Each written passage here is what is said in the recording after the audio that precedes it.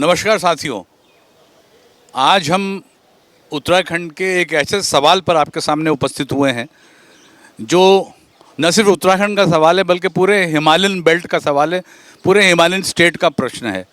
मैं प्यारा उत्तराखंड के लिए आपसे मुखातिब हो रहा हूँ और हमारे साथ आज ही बहुत महत्वपूर्ण साथी हमारे बैठे हैं श्री जगदीश बमगाई जी।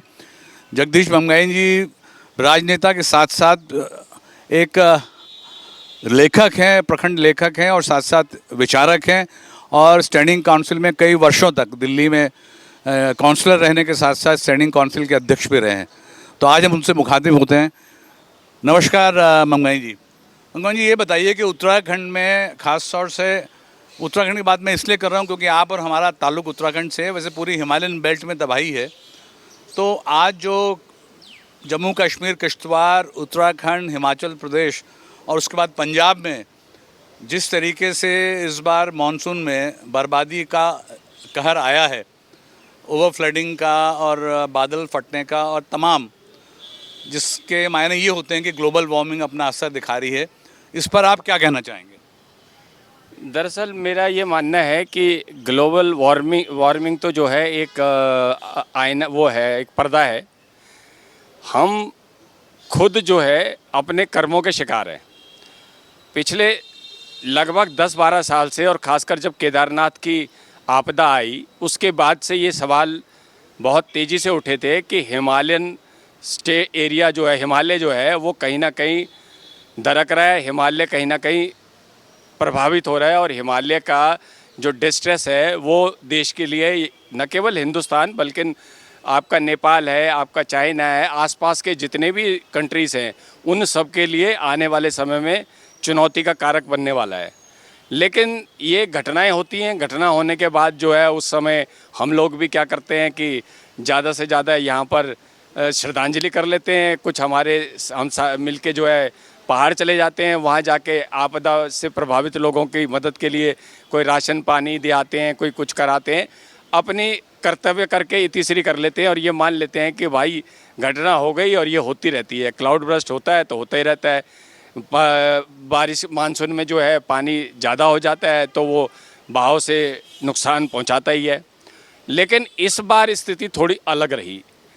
ऐसा तो वहाँ पर वैज्ञानिक बहुत समय से कह रहे थे कि हिमालय 2030 तक हिमालय का जो ग्लेशियर्स हैं वो उनमें विघटन तेज होगा और उसके अलावा हिमालयन को जिस प्रकार से हिमालय स्टेट्स ने हिमालय को प्रभावित आघात पहुँचाया है उसकी वजह से प्रभाव उसका पड़ेगा और उसका जो है नुकसान खेती को और संपत्तियों को होगा। लेकिन वो इतना भयंकर प्रतिघात करेगा ऐसा उम्मीद लग नहीं रही थी। लेकिन 2030 में जो एक्सपेक्टेड थी चीज़ें वो 2025 में आ गई।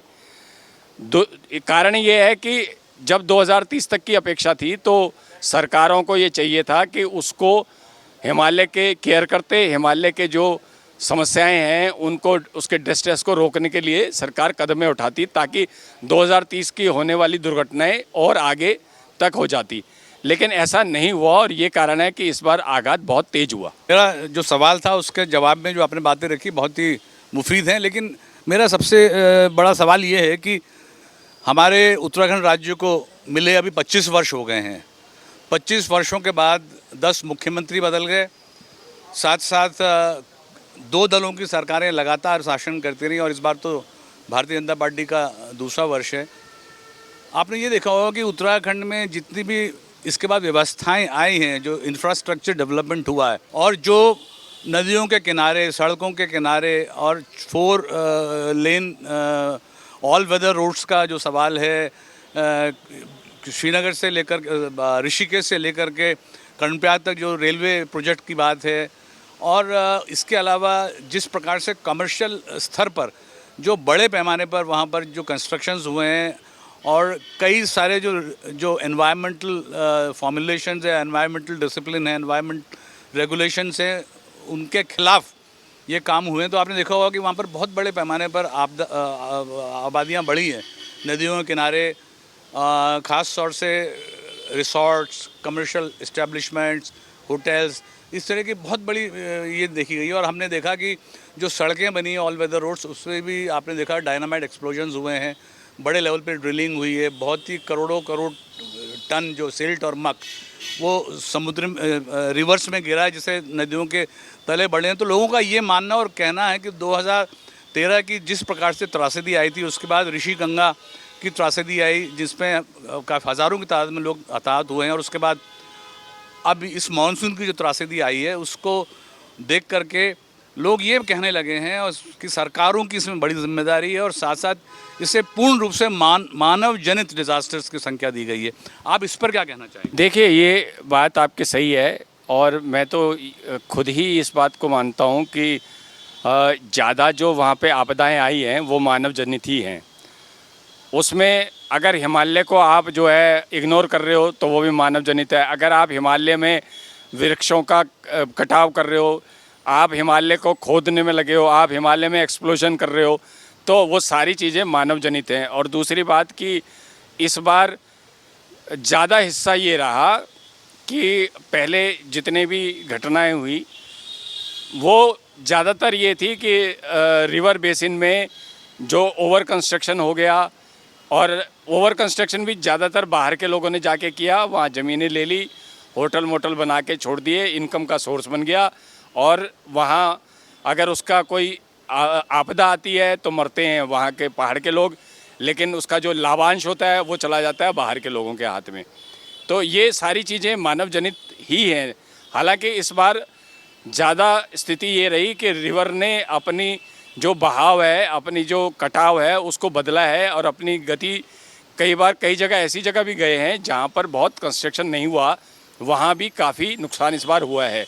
ये एक नई चीज़ है। दूसरी बात, एक सबसे बड़ी जो घटना संज्ञान में आ रही है वो ये है कि जिस प्रकार नदियाँ हमारे यहाँ हिमालय से तो 12 नदियाँ निकलती हैं, और वही नदियाँ सारे देश का पानी पीने का प्रबंधन करती हैं, लेकिन अब जिस वेग में और जिस मतलब उनका अपना वो धारा छोड़ते हुए जा रही हैं, वो एक संकेत है कि ग्लेशियर्स के हटने से क्या हो रहा है कि जो मिट्टी या जो एक वो आता था वहाँ पर खेती के बेहतरी के लिए उपजाऊ मिट्टी आती थी, वो नहीं आ रही।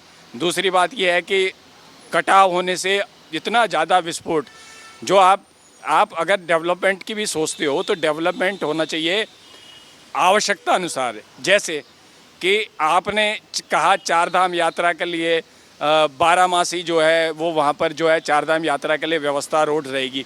भाई 12 तो न केदारनाथ खुलता है न बद्रीनाथ खुलता है। दूसरी बात कि आपको 4 लाइन बनाने की क्या ज़रूरत है, आपको आवश्यकता है आप सिंगल लाइन बनाओ और सिंगल लाइन का उपयोग करो। और जिनके पास पैसा है वो तो वहाँ हेलीकॉप्टर का उपयोग कर रहे हैं, और हेलीकॉप्टर में भी कितने ज़्यादा एक्सीडेंट्स हो रहे हैं ये आपको सोचना चाहिए। सबसे इम्पॉर्टेंट बात ये है कि जो आपदा आती है तो हमारा जो माइंडसेट है, और ये केवल उत्तराखंड की स्थिति नहीं है, ये हिमाचल की भी स्थिति है। हिमाचल में भी उसी प्रकार विध्वंसक निर्माण हो रहे हैं, और वो निर्माण जो है इस मानसिकता से हो ही नहीं रहे कि वहाँ के लोगों का डिमांड क्या है या वहाँ के लोगों की आवश्यकताएं क्या हैं। वो कंपनियां बड़े उद्योगपतियों को एक तरह से लाभान्वित करने के लिए हो रहे हैं, ज़बरदस्ती के हो रहे हैं। कई जगह आवश्यकता नहीं है वो हो रहे हैं। और आप इसमें सबसे बड़ा महत्वपूर्ण बात है कि नदी का बहाव क्यों उलट पुलट हो रहा है, उसका कारण ये है कि खनन हो रहा है। अच्छा, खनन का भी क्या है कि खनन यूनिफॉर्म नहीं है। एक जगह अगर खनन हो रहा है तो वहाँ गहराई नदी की बढ़ गई, दूसरी जगह रह गई, तो उससे क्या है कि नदी की जो चरावती हम का डिमांड रखते हैं या चरावती की मानसिकता रखते हैं, तो नदी नहीं हो रही। वो अनइवन खदान से भी नदी के बहाव का रुक रहा है या बहाव में परिवर्तन आ रहे हैं। ये एक बड़ा गंभीर सवाल है जिसको चिंतन करना चाहिए। लेकिन अनफॉर्चुनेटली पहाड़ के जो लोग हैं, चाहे वो जम्मू में हो, कश्मीर में हो, हिमाचल में हो, उत्तराखंड में हो, वो आपदा आती है, जो मर गया वो मर गया, उसके 2 दिन के आंसू बहा जाते हैं, उसके परिवार को हम मुआवजा देते हैं, आपदा में लोग मदद कर देते हैं और उसको इतिश्री मान लेते हैं कि हमने समस्या का निदान कर दिया। ये मानसिकता ही नहीं है कि समस्या भविष्य में ना हो या समस्या ना आए, उसको रोकने के लिए कदम उठाने चाहिए। उसके लिए कोई नहीं हो रहा। पिछले 18-20 सालों से हिमालयन इशू पर पार्लियामेंट में भी बातचीत हुई। हिमालयन इशू पर उत्तराखंड तो एक वहाँ के लिए मतलब उत्तराखंड को तो वरदान है कि हिमालय के संरक्षण के लिए चाहे वो सुंदरलाल बहुगुणा हो, चाहे गौरा देवी हो, आज भी वहाँ पर जो है हिमालय के संरक्षण के लिए लोग काम कर रहे हैं।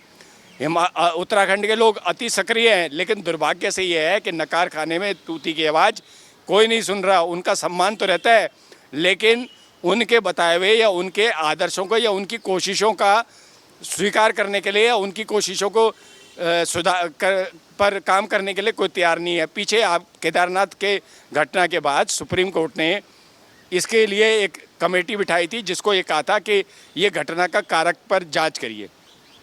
जितनी भी कमेटियां बनी, ज़्यादातर कमेटियों ने अत्यधिक दोहन के कारण उत्तराखंड में बांध, ये जो बिजली के लिए बांध बनाए जा रहे हैं थोक के भाव, उस पर सवाल उठाते हुए उसको बंद करने के लिए, उसको न्यूनतम करने के लिए आवाज़ उठाई, रिपोर्ट्स दी। लेकिन भारत सरकार हो या राज्य सरकारें हो, वो अपनी सुविधा अनुसार रिपोर्ट को के अच्छा कोई पक्ष हो तो स्वीकार कर लेते हैं, लेकिन रिपोर्ट का उनके अनुरूप पक्ष ना हो तो रिपोर्ट को दाखिले दफ्तर कर देते हैं।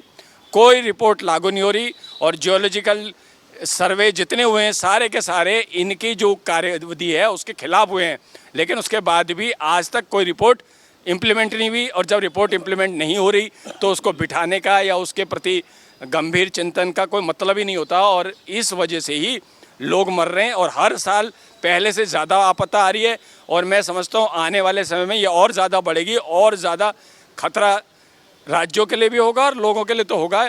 आप ये हाइड्रो इलेक्ट्रिक प्रोजेक्ट है, एनटीपीसी जो बना रही है, उसमें जो है आप एक्सप्लोजन करते हो और अगर उसकी कोई दुर्घटना होती है तो मरते कौन है? उत्तराखंड के लोग।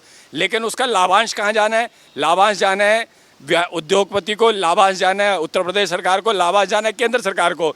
उत्तराखंड के लोगों को कोई लाभ नहीं होने वाला उसका।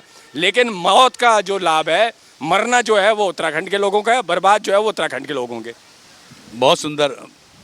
आखिरी सवाल मेरा ये कहना है कि ये भी कहा गया है कि जब उत्तराखंड के केदारनाथ में बाढ़ आई थी 2013 में 16 जून को, उसके बाद ये कहा गया था, कई जियोलॉजिस्ट ने कहा था कि उत्तराखंड में केदारनाथ की बर्बादी के बाद जो है केदारनाथ का रिकंस्ट्रक्शन जो किया गया वो किसी और जगह पे करना चाहिए था, क्योंकि उनका ये मानना है कि अगर केदारनाथ का रीडेवलपमेंट फिर उसी जगह पे होगा जहाँ ये चौड़ाबाड़ी लेक फटने के बाद बाढ़ आई, तो अगर दोबारा भविष्य में ये बाढ़ आ गई तो यहाँ पर फिर वस्तुस्थिति खराब हो सकती है, वही स्थिति या उससे भी खतरनाक स्थिति पैदा हो सकती है और आने वाले समय में बर्बादी का कारण बन सकती है। यही स्थिति पहाड़ के और हिस्सों में भी संभावना व्यक्त की जा रही, क्योंकि जियोलॉजिस्ट का ये कहना है कि उत्तराखंड ही नहीं बल्कि तमाम हिमालयन बेल्ट पर जो हायर स्ट्रीम्स है, जो ऊंचे इलाकों में है, वहाँ पर मतलब बहुत बड़ी संख्या में ग्लेशियर्स लेक बन गई है। मतलब जो हमारी जो हिम नदियाँ बन गई हैं, वहाँ पर ग्लेशियर लेक्स बन गई हैं और वो लेक्स एक दो नहीं बल्कि हज़ारों की तादाद में बन गई हैं। कम से कम 14-15 लेक तो ऐसी देखी गई हैं जो मतलब आज भी भविष्य में आने वाली जो आपदाएं हैं उसके लिए बहुत बड़ी खतरा हो सकती है।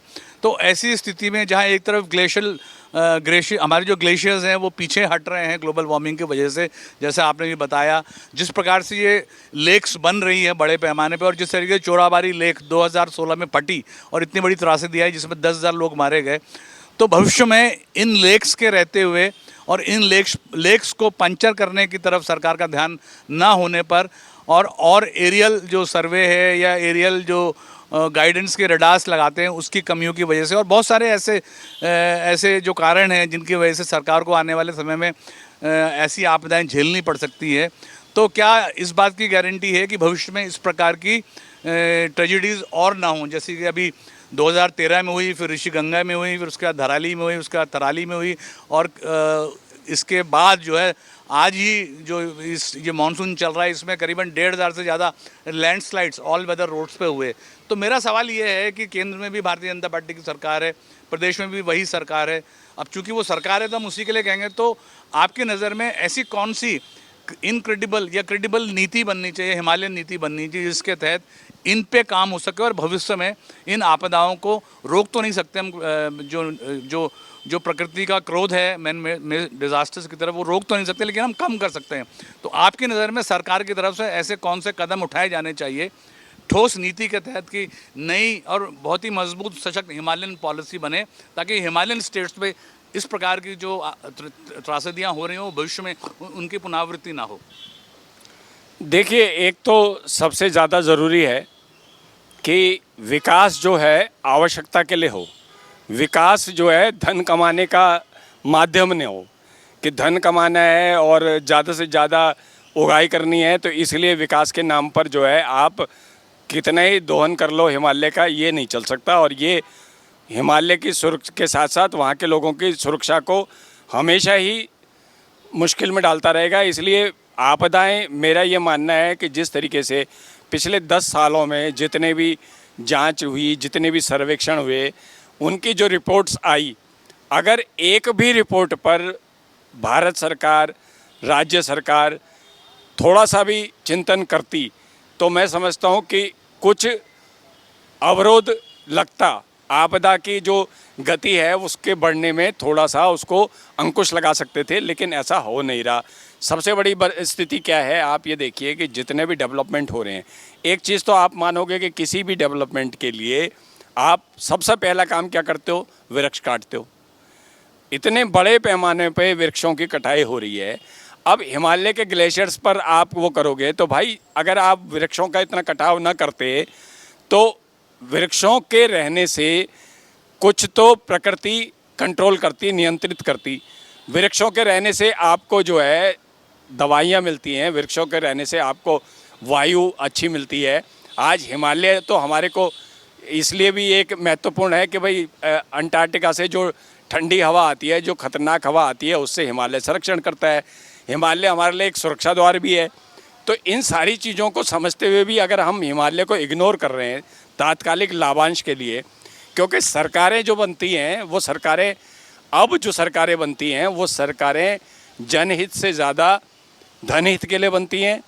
और मतदाता भी मैंने देखा है दुर्भाग्य से धन शोधन हो गया है। मतदाता को भी आजकल ये आम सी चर्चा हो गई है कि, और पहाड़ के क्षेत्रों में तो, चाहे वो हिमाचल में भी मैं चुनाव प्रचार में 2 बार गया हूँ, उत्तराखंड में भी गया हूँ और कश्मीर में भी गया हूँ। मैं तीनों स्टेट्स में चुनाव में प्रचार के लिए गया हूँ, चुनाव में काम करने के लिए गया हूँ। तो जो मानसिकता हो गई है मतदाता की भी कि पैसा लो, शराब लो और वोट दे दो, ये मानसिकता भी उस सरकार के वो जो धन शोधन को बल देती है। आज उत्तराखंड में ये ले लो आप, या हिमाचल में ले लो, जितने भी घटनाएं हुई, आप मुझे बताइए कि एक भी जगह, आज उत्तराखंड में कई मुद्दों पर युवा आक्रामक हैं, हिमाचल में भी कई मुद्दों पर युवा आक्रामक हैं, लेकिन क्या एक बार भी किसी ने ये मुद्दा उठाया कि हिमालय को बचाओ, हिमालय बचेगा तो हम बचेंगे? नहीं, क्योंकि क्या है कि तात्कालिक मुद्दों को उठाते हैं, तात्कालिक मुद्दों से ही राजनीति चमकती है और तात्कालिक मुद्दों से ही पावती भी होती है। तो वही सरकारें, राज्य बना तो राज्य बनने में सबसे बड़ा हमारा जो एक तरह से राज्य के लिए मोटिव था, या एक राज्य का एक मारक अधिकार था, वो ये था जवानी और पानी, कि हमारे पास जवानी है और हमारे पास पानी है। तो अब जब से वो 4 साल की वो हो गई, जो आर्मी में जो है 4 साल तक के लिए कर दिया, उसको अग्निवीर कर दिया, तो उसके बाद से वो जवानी के लिए, पहले हमारा बच्चा अगर पढ़ नहीं रहा आगे, 10वीं 12वीं कर ली किसी तरीके से, 17-18 साल का होता था और वो भर्ती करने लैंसीडाउन भर्ती हो जाता था। तो जवानी हम देते थे, उसका देश के लिए भी लाभ होता था और उसकी इनकम से जो है परिवार भी पलते थे। और पानी हमारे पास तो था ही, इसीलिए 45-50 बांध जो है वहाँ पर बनाने की योजनाएं बनी। लेकिन वो पानी जैसे ही राज्य बना तो उस पानी पर, उस बिजली पर उत्तर प्रदेश और केंद्र सरकार का 75-25 के प्रतिशत में अधिकार हो गया। उत्तराखंड का अधिकार वहाँ से भी समाप्त। तो जो ना जवानी हमारी काम आ रही है, ना पानी हमारा काम आ रहा है, और हमारे उत्तराखंड को, इवन हिमाचल को भी मैं समझता हूँ दोहन का कारक बना दिया। वहाँ से ज़्यादा और ज़्यादातर ठेके जो दिए जाते हैं बाहर के लोगों को दिए जाते हैं। मैं ये कहता हूँ कि अगर 1 रुपये पर, या अगर मामूली पैसे पर बिहार में, या मामूली पैसे पे रामदेव जी को उत्तराखंड सरकार ज़मीन दे सकती है, तो क्या वहाँ के युवाओं की एनजीओ को, वहाँ के युवाओं के संगठन को नहीं दे सकते क्या? अगर बैंक लोन पे ही उन्होंने उद्योग करना है और बैंक लोन पे कमाई करनी है, तो वो काम क्या हमारे लोग नहीं कर सकते? क्या हमारे लोगों में पढ़ने की क्षमता नहीं है? और हमारे लोग तो ज़्यादातर वहाँ के स्वाभाविक समझ को रखते हैं कि कौन सा पहाड़ जो है मटेला है, कौन सा पहाड़ पथरीला है, कहाँ खतरा है, कहाँ बचाव है। तो हमारे लोगों को वो रोज़गार तक की हालत ये है कि बाहर से आके जो रोज़गार में ओपन कर दिया।